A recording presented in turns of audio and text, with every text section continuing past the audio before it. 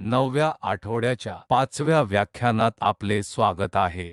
या संपूर्ण आठवड्यात आम्ही फुरियर सिरीज आणि फुरियर ट्रान्सफॉर्म्स पाहत होतो, म्हणून मी तुम्हाला आठवण करून देऊ इच्छितो की आम्ही फुरियर सिरीज म्हणून अभ्यास केला आहे। ही फुरियर सिरीज आहे आणि x चा f अर्थातच ऑर्बिट्ररी फंक्शन्स आहेत, म्हणून आपण 2 ने 0 लक्षात ठेवता म्हणून फंक्शनची सरासरी दर्शविते आणि इतर अटी कोसाइन आणि साइन संज्ञा ने एका विशिष्ट दोलन समस्येसाठी सरासरी मूल्य मिळविले। आपल्याकरिता आपल्या हेतूंसाठी आपली सरासरी फार महत्त्वाची नसेल तर आपण ते नेहमी शून्यावर सेट करू शकता, परंतु तरीही आपण हे लक्षात ठेवले पाहिजे की अशी घटना असू शकतात की सरासरी AMS PMS च्या इंटिग्रलनुसार लिहिले जाऊ शकते। मग आम्ही घेतले सातत्य मर्यादा। तर बोलण्यासाठी आम्ही फुरियर ते सिरीज फुरियर ट्रान्सफॉर्मवर गेलो। तर या प्रकरणात आमच्याकडे फंक्शनची एक जोडी आहे म्हणून t चे f दिले, म्हणून येथे आपल्या कार्याचा वेळ असल्याने हे कार्य करण्याच्या आपल्या कार्याचा विचार करणे अधिक सोयीस्कर आहे, परंतु हे काळाचे कार्य असणे आवश्यक नाही। जर तसे असते तर माझ्याकडे या बदलांची f ची ही जोडी आहे। न्यू या प्रकरणात भांडवल f न्यू ची फ्रिक्वेन्सी आहे जी या इंटिग्रलने दिली आहे की मी येथे लिहिले आहे, आणि ते फक्त t च्या f चे फुरियर ट्रान्सफॉर्म आहे। दुसऱ्या शब्दांत मी फ्रिक्वेन्सी स्पेस मध्ये समान फंक्शन पाहत आहे जेणेकरून हे कार्य सारखेच आहे, परंतु हे कदाचित फ्रिक्वेन्सीच्या स्थानामध्ये भिन्न दिसते। याबद्दलचा महत्त्वाचा भाग म्हणजे t चे फंक्शन नियमितपणे आवश्यक नाही, म्हणून लक्षात ठेवा की जेव्हा आम्ही ही फुरियर सिरीज लिहिली तेव्हा आम्ही स्पष्टपणे मानतो की x चे फंक्शन अधूनमधून आहे, परंतु येथे आम्ही त्या पिरिओडिसिटी आवश्यकतापासून स्वतःला मुक्त करतो आणि त्याचप्रमाणे आपण इतर मार्गाने जाऊ शकता। आपण न्यूच्या कॅपिटल F मधून जाऊ शकता। जर एखादे फंक्शन फ्रिक्वेन्सी स्पेसमध्ये दिले असेल तर आपण वर जाऊ शकता, टाइम डोमेनमधील समान फंक्शनचे प्रतिनिधित्व करू शकता, त्याला इन्व्हर्स फुरियर ट्रान्सफॉर्म म्हणतात। या माहितीसह आता करूया 3 समस्या आहेत ज्या मी या व्याख्यानासाठी प्लॅन केल्या आहेत। पहिली समस्या म्हणजे हाफ वेव्ह रेक्टिफायरसाठी फुरियर सिरीज शोधणे। आता आपल्यासाठी हाफ वेव्ह रेक्टिफायर काय आहे? तर हे केवळ असेच ठेवेल या वेव्हफॉर्मचे सकारात्मक भाग इतर शब्दांत ठेवा। एकदा दुरुस्ती करण्यात आली आहे किंवा वेव्हफॉर्म फक्त हे असेल तर हे नियतकालिक फंक्शन आहे ज्याचे मूलभूत कालावधी आहे, असे म्हणूया की हे 0 ते 2 पाय दरम्यान जाते। फंक्शनकडे पाहता आपण प्रत्यक्षात कोणतीही गणना न करता काही अनुमान तयार करू शकता। उदाहरणार्थ आपण हे पाहू शकता की या कार्याची सरासरी 0 असणार नाही, तर स्पष्टपणे सरासरी येथे कुठेतरी असणार आहे। हे अगदी किंवा ऑड फंक्शन नाही, तर येथे माझे फंक्शन आहे x चे f आणि मी निर्दिष्ट केले असले तरीही 0 आणि 2 पाय दरम्यान असलेल्या मूलभूत युनिटमधील फंक्शन आपण लक्षात ठेवले पाहिजे की हे नियतकालिक फंक्शन आहे। हे संपूर्ण वास्तविक अक्ष पसरले आहे। फंक्शनच्या सरासरी मूल्याची प्रथम गणना करूया। जर तुम्हाला लक्षात असेल की हे शून्यासाठी आमचे मूलभूत सूत्र आहे, फंक्शनचे मूळ मूल्य आहे सोयीस्करपणे पाय आणि 2 पाय दरम्यान फंक्शनचे मूल्य 0 आहे, जेणेकरून x चे f हे sin x आहे 0 ते पाय sin x dx। मला पुढील क्वांटिटी शोधायची आहे, अर्थातच ans चे ans हे 1 पाय 0 ने 2 पाय f of x cos n n dx आहेत। तर लक्षात ठेवा की हे गुणांक an आणि bn या दोन्हींद्वारे आपण या इंटिग्रलद्वारे त्यांचे मूल्यांकन करता। जेव्हा इंटिग्रलच्या मर्यादा सर्वसाधारणपणे च्या दरम्यान जाऊ या काही रेंज जी l आहे, समोर येणारा फॅक्टर 1 ला l ने भागून परत 2 ने भागून, उदाहरणार्थ या प्रकरणात आपला x 0 ते 2 पाय दरम्यान जातो तर येते की या मूल्याच्या अर्धा फॅक्टर ने भागला पाहिजे, म्हणून यापैकी अर्धा भाग फक्त पाय आहे, म्हणून माझ्याकडे हे आहे या इंटिग्रल घटकासमोर पाय घटक. तर मला हे संबंध आवश्यक आहे साइन ए सह बी हे साइन च्या अर्धा असेल आणि बी अधिक साइन ए वजा बी. मी इंटिग्रल केले आहे आणि मर्यादा मध्ये ठेवल्या आहेत, म्हणून त्या मूळतः 2 टर्म्स असल्याने आम्हाला 4 टर्म्स मिळाल्या आहेत. मी LCM घेण्यापूर्वी मला हे देखील जोडू द्या जे n अधिक 1 पाय हे वजा 1 च्या समान आहे शक्ती n अधिक 1. तर लक्षात ठेवा की n हा पूर्णांक आहे जो आपण हे करण्यास सक्षम आहोत. आता आम्ही LCM घेण्यास तयार आहोत. तर मी जे केले ते आहे मी वजा n वजा 1 घात केला आहे n बाहेरील, ज्यामध्ये आपण अशा प्रकरणात 4 अशा संज्ञांसह एकत्र ठेवू शकता आणि हे अधिक 1 आणि अधिक 1 एकत्र आपल्याला हे अधिक 2 टर्म येथे देईल. पुन्हा आपण लक्षात घ्याल की n वजा n हे येथे रद्द होईल आणि नंतर अंश तो वजा 1 ते पॉवर n पर्यंतच्या अंशात ते फक्त 2 होईल. तर संपूर्ण 2 बाहेर घेता येतील. तर आता माझ्याकडे हे अंतिम एक्सप्रेशन आहे जे वजा h द्वारे वजा h ते वजा 1 पर्यंत जाईल पॉवर n अधिक 1 ला n अधिक 1 ने n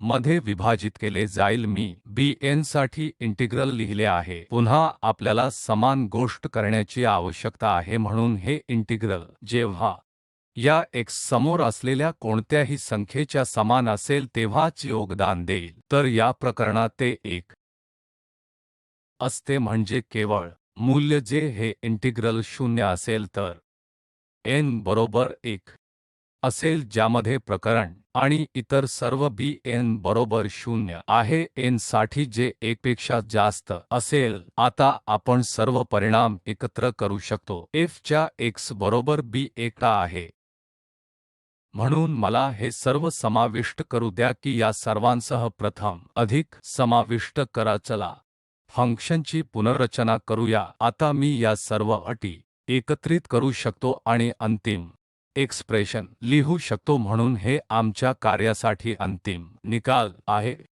पुढील समस्या एक समस्या आहे जिथे हे फंक्शन केवळ एका विशिष्ट रिजनमध्ये परिभाषित केले आहे.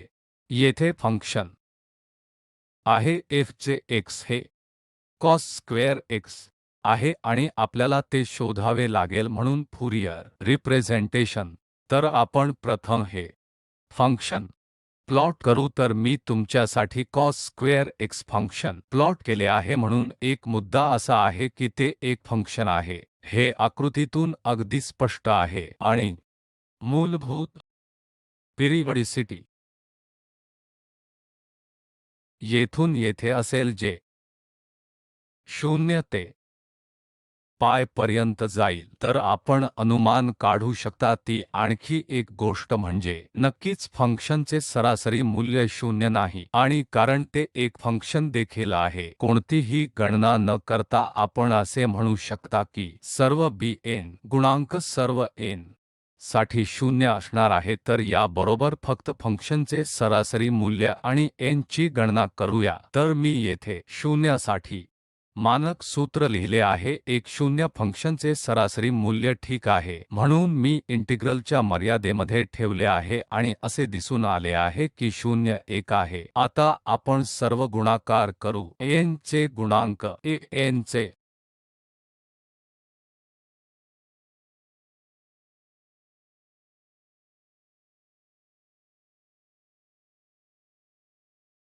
फंक्शन सह स्क्वेअर x ला गुणिले cos n x dx.